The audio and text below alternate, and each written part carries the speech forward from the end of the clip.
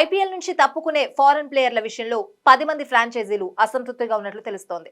2 నెలల పాటు సుదీర్ఘంగా జరగబోయే ఐపీఎల్ నుంచి కొంతమంది విదేశీ ఆటగాళ్లు అనవసర సాకులు చెప్పి తప్పుకుంటున్నారని, వీరిపై బీసీసీఐ కఠిన చర్యలు తీసుకోవాలని అన్ని జట్ల ఫ్రాంచైజీలు చెప్పాయట. దీంతో వీరి అభ్యర్థనను బీసీసీఐ గౌరవించినట్లు సమాచారం. దీంతో ఐపీఎల్ నుంచి తప్పుకునే విదేశీ క్రికెటర్లపై బీసీసీఐ కఠిన చర్యలు తీసుకోనుంది.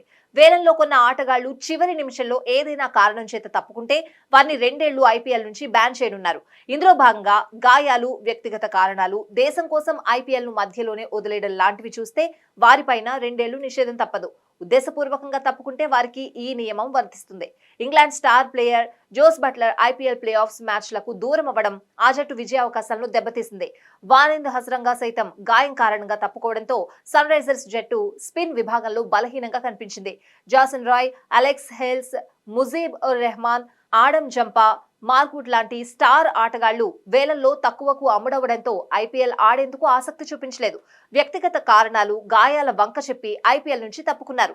దీనిపై ఫ్రాంచైజీలు సంతోషంగా లేవు. అందుకే ఈ ఐపీఎల్ 2025 మెగా ఆక్షన్ ముందు కొత్త రూల్స్ తీసుకురానున్నారు.